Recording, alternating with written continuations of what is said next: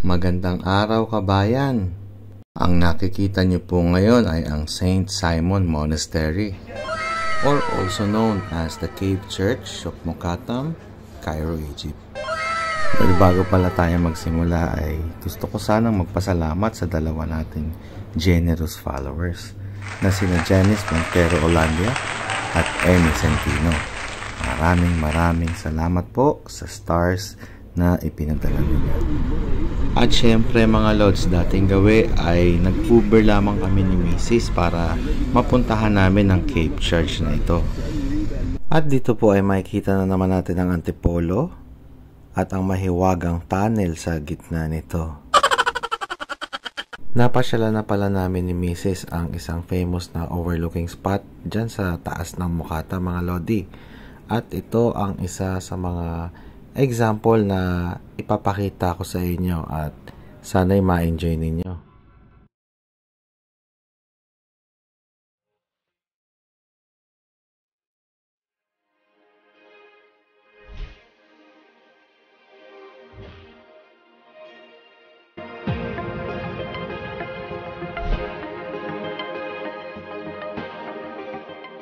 Diba't ang ganda mga Lods, nakaka-relax at napakalamig dyan sa taas, grabe. At mabalik nga pala tayo mga Lods sa journey natin sa pagpunta sa Cave Church. Actually, napakahirap ng pinagdaanan namin papuntang Cave Church dahil napunta kami sa lumang daan papunta roon. At napakasikip niya mga Lods at kaliwat kanan ang paggawaan ng mga recycled na basura. Kaya naman kung gusto nyong bisitahin ang lugar na ito mga Lods ay tiyaking dito kayo mismo dadaan. Dahil ang Uber namin na nabaliw ang GPS ay dito kami idinaan. Actually mga Lods, twice na kami gustong ibaba ng driver at ayaw niya ng dumiretso dahil nga napakapakit ng kalsada at napakasikip ng daan. Sa kabila pa nito ay napakasangsang talaga ng amoy dahil pag tapunan nga ito ng mga basura at dito rin nire-recycle halos lahat ng basura sa buong Cairo. At ito na rin ang kabuhayan ng mga taong nakatira dito. Mabuti na lang at may nakasabay kaming mag-iina at papunta rin sa lugar na yon kaya natulungan nila kaming maghanap ng mabilis na daan paakyat sa Cave Church. So paalala lang guys, para hindi maging trahedya ang biyahe nyo papuntang Cave Church, ay tandaan nyong mabuti yung binigay ko sa inyong tips kung saan dadaan. At after nga ng mala-impyer ng biyahe namin mga Lods ay tila mala-paraisong lugar naman ang bubungad sa inyo at makakalimutan nyo lahat ng pinagdaanan nyo kanina. O ano mga Lods, sulit ba? Nakita nyo naman na napakaganda, di ba?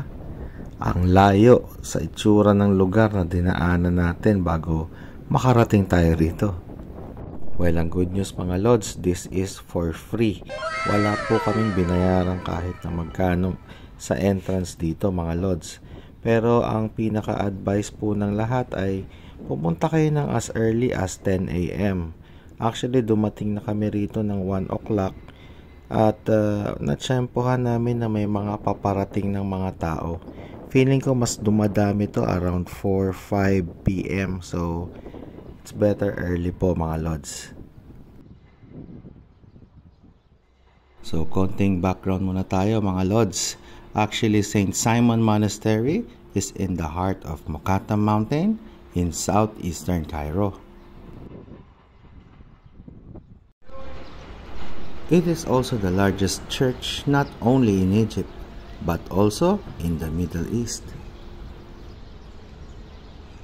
At tulad nga ng sinabi ko kanina mga Lods, this is also located in an area known as Zabalin City, meaning literally a garbage city.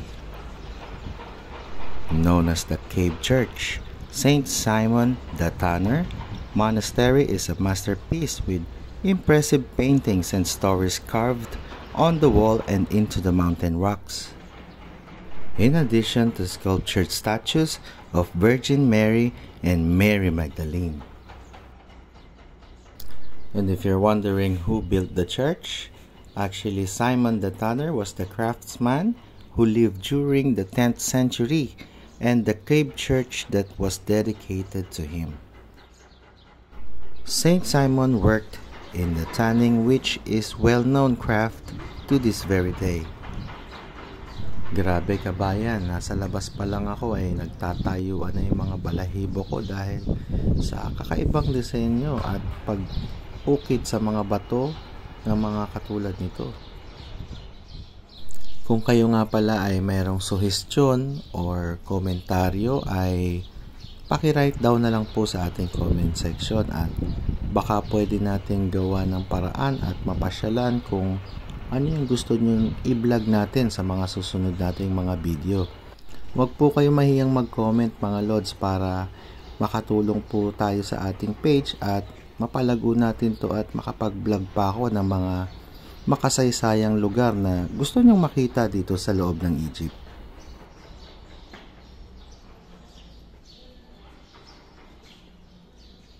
At siya nga pala kabayan, umpisa pa lamang ito at mamaya ay mas lalo kayong mamamangha sa kakaibang lugar na ipapakita natin sa inyo. Well, ang masasabi ko lang, pagpasok pa lang sa cave na to ay tatayo na yung balahibo ninyo dahil tiyak na maa-amaze kayo sa bawat disenyo o likha ng kamay na ginawa sa loob ng kuwebang ito. At kung mapapansin nyo mga lods ay napaka-relaxing at panay huni lamang ng ibon ang maririnig ninyo. At kaya sinimulan ko ng mag-video at pinilit kong wag manginig ang kamay ko nang mapanood nyo naman ng maayos at makita ang ganda ng mga art na makikita sa loob ng kuwebang ito. At kung mapapansin ninyo mga lods ay tila may malaking krus doon sa bandang dulo na parang siya yung umaalalay na hindi bumagsak ang bato sa ibabaw. Kung mapapansin ninyo ang mga ukit na ito ay tila ba parang may mga kwento sa likod nila.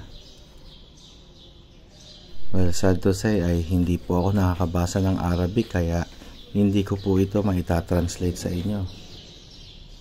Meron nga pala akong bad news sa inyo mga lods dahil ang video natin ay napakahaba kaya lalagyan po natin ito ng part 2 nang sa ganon ay hindi po ako mahirapan mag-upload.